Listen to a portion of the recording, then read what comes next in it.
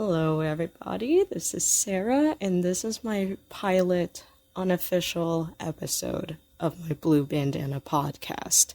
Now, I kind of wanted to start a podcast in order to cater to the needs of those that are best with auditory learning, because my articles are mainly off of my Instagram and my website. Those are mostly for visual learners, and I realized that I don't have any auditory components for it unless it's a link to a YouTube video.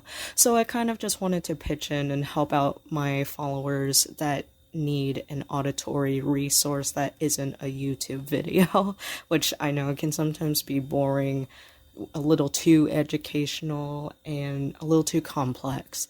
So I wanted to start off this first episode by just going through the questions on one of my previous articles on my blog, and it is currently up, and it's titled All About Ova, and I'm basically just going to be going through questions and answering them for you here. So the first question is, what is ovulation?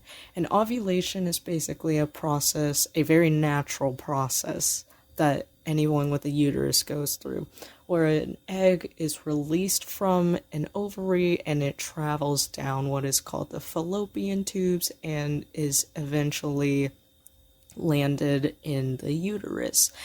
And the reason an egg is released is obviously because it is part of the reproductive system, and that's what you need in order to make a baby, or at least half of what you need. So ovulation happens about once a month, and if it is not followed by fertilization of the egg, then the egg will just simply dissolve in the uterus, and there's no baby. But obviously, if there is fertilization, then a baby will come along in 40 weeks.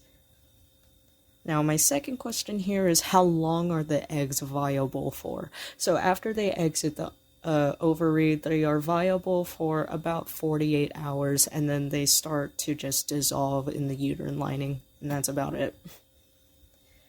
Now, my third question is, can more than one egg be released? And the answer is yes, and in the cases of multiples, that is actually how multiple births happen. So like if there are two eggs released and they are both fertilized, then that will result in fraternal twins.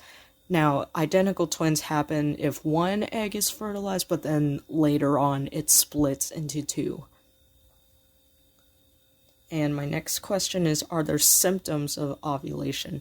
So there actually are symptoms of ovulation. It's just sometimes they're a little bit more milder than period or premenstrual symptoms.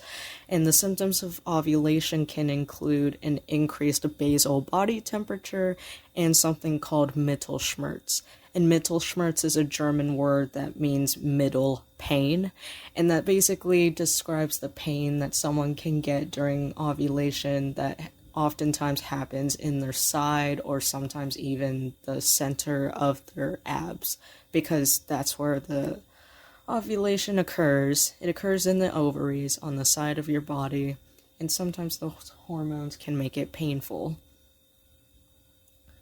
Alright, now the next question here is, can you get menstruation symptoms during ovulation? So, you actually cannot, well, okay, let me rephrase that. You can get symptoms during ovulation, but they're usually not the same symptoms as menstruation. So with menstruation, you have cramps and hormonal attitude, mood swing changes, and bloating, and acne breakouts, and all of these horrible things, and sometimes cravings. I personally get cravings when I'm on my period, so it's just this combination of these wild symptoms.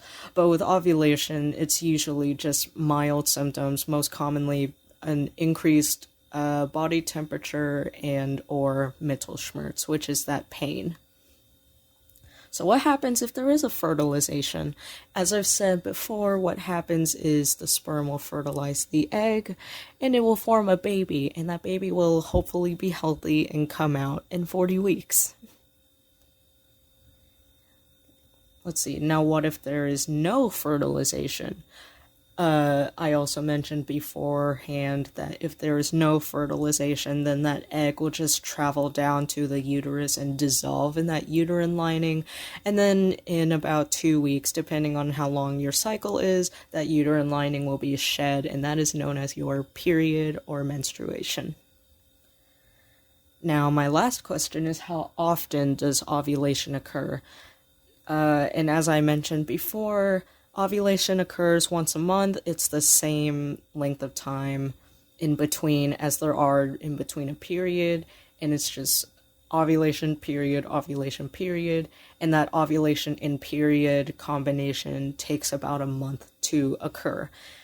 And in regards to the menstrual cycle, your first day of your period marks day 1 of your cycle, and ovulation usually occurs about 2 weeks after your period, so it's typically around day 13 or 15, but the eggs will still be viable for 48 weeks, by the way, if you haven't remembered this far into the podcast. So if you have sex close to ovulation, even if it's 2 days after you ovulate, that egg can become fertilized. So I just want to give you a warning if you're trying to have safe, protective sex and not get pregnant. Alright, that was my first pilot episode. I hope you enjoyed it, and I hope if you are an auditory learner that it helped, and I hope you have a wonderful day.